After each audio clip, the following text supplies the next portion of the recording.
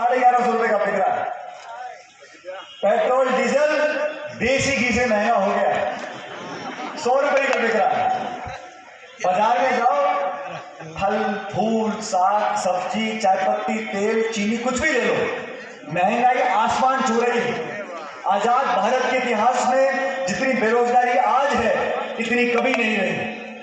आप भाजपा से पूछो, अरे भाई नौजवान पढ़े लिखे शिक्षित नौजवान बेरोजगार घूम रहे हैं, आप क्या कर रहे हो? तो बात करते हैं हिंदुस्तान पाकिस्तान। आपको भाई टमाटर प्याज आलू गोभी महंगी हो गई है, आप क्या कर रहे हो? मंदिर मस्जिद ले दे के बीजेपी के पास सिर्फ यही एक जुमला है। धर्म की बात करो, मंदिर मस्जिद की बात करो, हिंदू मुसलमान की बात करो, और जब सत्ता इनको दे दो तो भाषण लचीले भाषण दे लो, जुमले दे लो, वादे करा लो, लेकिन धरातल पर पिछले 9.5 साल में केंद्र सरकार ने मध्य प्रदेश को क्या दिया आप अच्छी तरह जानते हैं। आज प्रियव्रत जी आपके द्वारा उम्मीदवार हैं, कांग्रेस पार्टी ने एक बार पुनः आप सब लोगों पर विश्वास कर उनको यहाँ से उम्मीदवार बनाया है। और ज्यादा तो मैं नहीं कहूँगा, प्रियव्रत जी हमारे भाई हैं, लेकिन जब जब यहाँ पर मैं आके आपसे वोट मांग के गया हूँ, आपने बम्पर वोटों से प्रियव्रत जी को जिताया है। और ये नौजवान भी आपकी आंखों के सामने जब नए विधायक बने, तो दोबारा बने, तो मंत्री बन गए, अब इतना अनुभव आ गया इनको कि बाल भी थोड़े कम हो गए, लेकिन ये सब आपके लिए कर रहा है। अगला आदमी घर परिवार की चिंता करे नहीं, 18 घंटे गांव घूमकर काम करे, और जब सत्ता में हो तो इनकी कलम की स्याही आप लोगों की भलाई के लिए लिखी जाती है। इससे बड़ा जनप्रतिनिधि कहाँ मिल सकता है आपको? और जो दूसरे उम्मीदवार है हमारे भाजपा के, उनको भी आप जानते हो। हम भाई हमारी पार्टी बढ़िया, हमारी विचारधारा बढ़िया, हमारी नीति बढ़िया, हमारा उम्मीदवार सबसे बढ़िया, तो फिर क्यों सोच रहे हो? और 17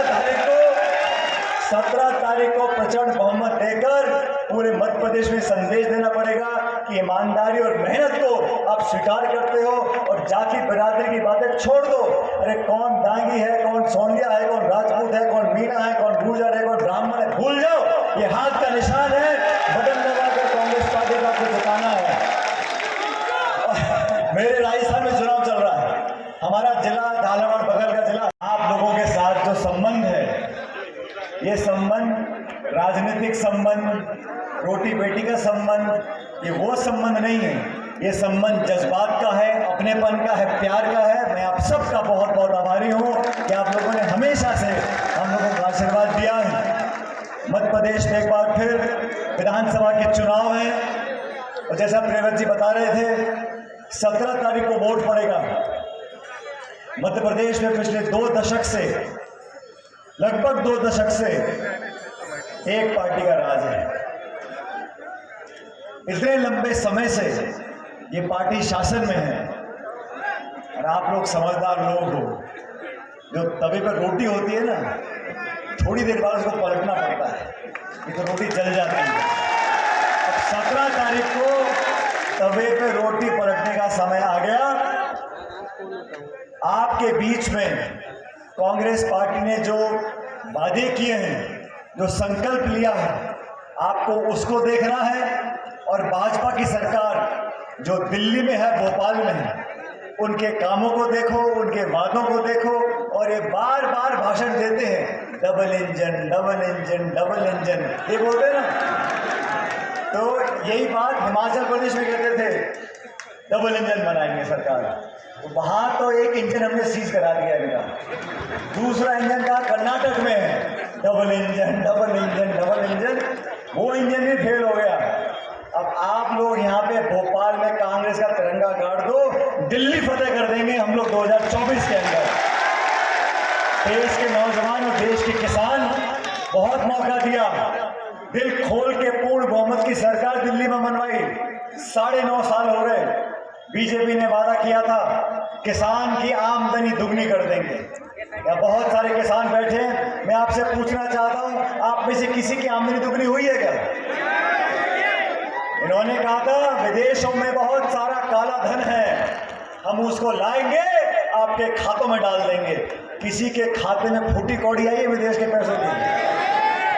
बल्कि ऐसी नीतियां, मध्य प्रदेश दोनों जगह चुनाव हो रहा है, छत्तीसगढ़ में चुनाव हो रहा है, तेलंगाना में चुनाव हो रहा है, चारों राज्यों में सरकार कांग्रेस पार्टी के बनने जा रही है। इस जीत में आप माचलपुर के लोगों की आहुति पड़े, आप सब लोगों का योगदान हो और एक बार दोबारा प्रियव्रत सिंह जी को आशीर्वाद देकर भेजो और भोपाल में बैठ के आपकी सेवा करेंगे, इस बात का मैं आपको पुनः आश्वासन देता हूं।